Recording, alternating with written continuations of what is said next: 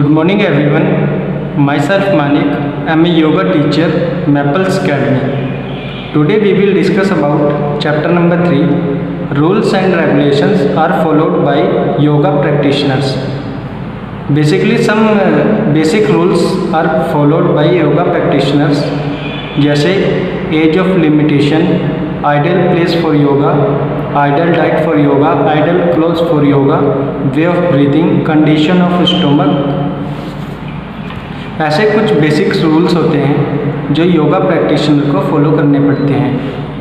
आज हम बात करेंगे हमारे फर्स्ट 2 पॉइंट्स की, age of limitation and ideal place for yoga. सबसे पहले बात करेंगे हम एज ऑफ लिमिटेशन की। Yoga is not age limitation.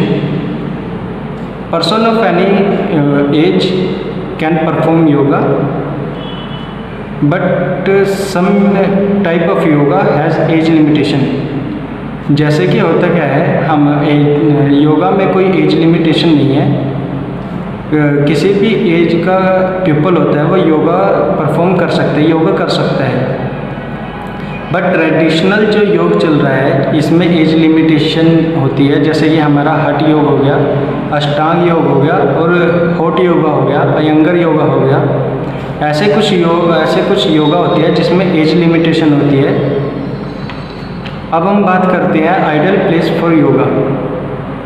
Ideal place for yoga में होता क्या है कि जहाँ पर हम योगा परफॉर्म कर रहे हैं,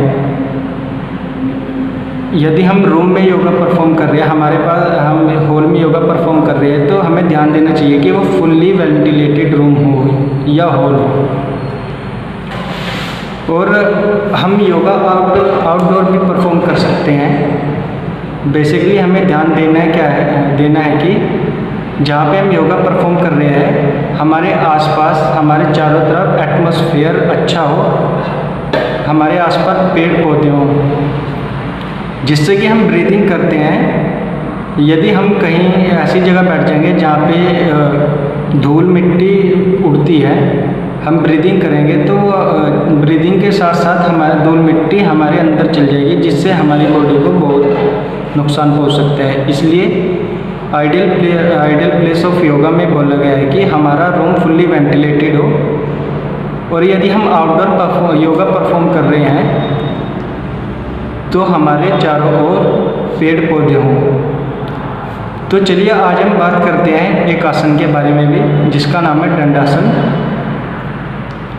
तो चलिए जानते हैं इसके प्रिकॉशंस और बेनिफिट्स के बारे में। सबसे पहले बात करते हैं हम इसके प्रिकॉशंस के बारे में। जिसको स्लिप डिस्क की प्रॉब्लम हो इसको आसन नहीं करना चाहिए। जिसकी बैक पेन जिस पीपल को बैक पेन हो उसको भी ऐसा नहीं करना चाहिए। जिस व्यक्ति को शोल्डर में इंजरी हो उसको ये आसन किसी डॉक्टर्स की या जो योगा टीचर्स होते हैं उनकी सलाह ओपिनियन लेके तब करना चाहिए। तो चलिए जानते हैं इसके बेनिफिट्स के बारे में। यह आसन हमारे साइटिका का पेन रिलीफ करने में भी मदद करता है, हेल्प करता है। इस आसन को करने से हमारी बैकबोन मजबूत होती है। इस आसन को करने से हमारी बॉडी फ्लेक्सिबल होती है। इस आसन को करने से हमारे जो थाई मसल्स, काम मसल्स होते हैं वो स्ट्रोंग होते हैं। और इस आसन को करने से हमारे शोल्डर जॉइंट्स जो होते हैं वो भी स्ट्रोंग होते हैं।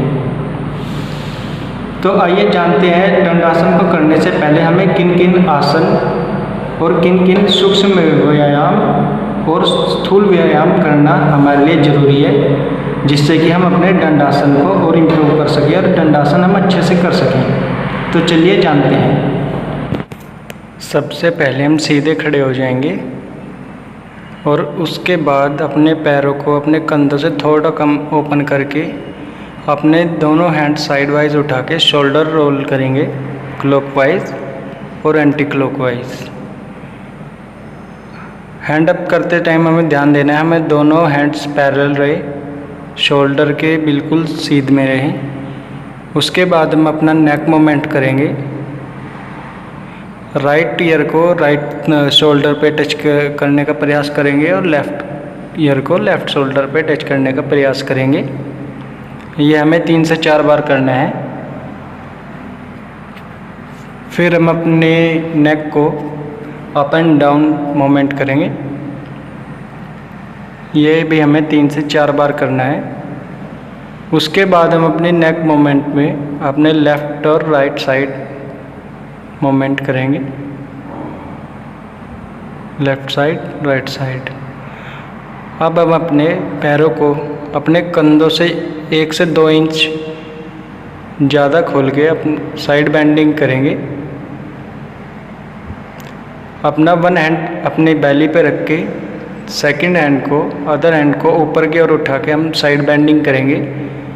जो हैंड हमारा बैली पे होगा उस साइड हमें बेंडिंग करनी है।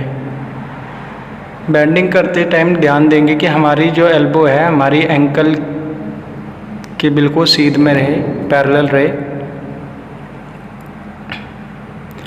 उसके बाद हम अपने दोनों हैंड्स की फिंगर को इंटरलॉक करके ऊपर की ओर उठाते हुए इनहेल करके एक्सहेल करते हुए साइड बेंडिंग करेंगे।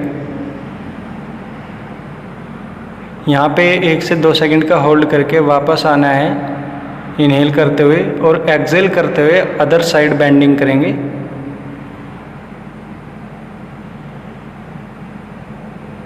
इनहेल अप,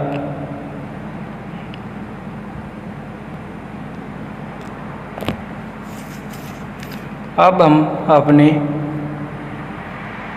लेफ्ट लेग को आगे करके फॉरवर्ड आएंगे और अपने हाथों को अपने जो लेग हमारी फॉरवर्ड है उस फीट के साइड में रखते हुए फॉरवर्ड में होल्ड करेंगे। अब हम अदर लेग से भी यही प्रोसेस करेंगे। फॉरवर्ड आते हुए हमें अपने हैंड्स को अपने फीट के साइड वाइज रखते हुए फॉरवर्ड में होल्ड करना है, और हमारी दोनों जो एड़ियाँ हैं एक सीध में रहेंगी। इसके बाद हम अपनी फ्रंट लेग को आगे की ओर ले जाके 90 पे होल्ड करते हुए 90 एंगल बनाते हुए होल्ड करेंगे। इस पोस्चर को बेसिकली हम वीरभद्रासन के नाम से भी जानते हैं। यही प्रोसेस हम अपनी अदर लेग से भी करेंगे। इस पोस्चर को करते टाइम हमें ध्यान देना है कि हमारा आउटर एज जो बैक हमारी लेग है, हमारा जो फीट है बैक, उसका जो आउटर एज है वो हमारे मैट से ही टच रहे। उसके बाद हम अपनी लेफ़्ट लेग को उठाते हुए अपने बैली की बिल्कुल सीध में स्ट्रेट करते हुए अपने बोथ लेग से 90 का एंगल बनाएंगे।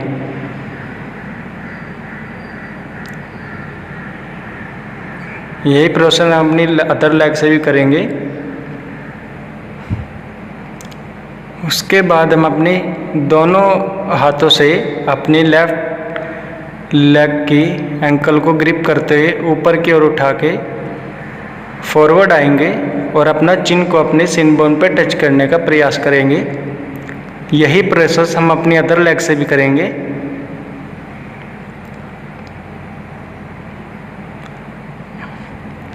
अब हम दंडासन करने के लिए रेडी हैं। मैट पे नीचे बैठ जाएंगे और दंडासन की सही पोजीशन के लिए अपनी बॉडी को सही से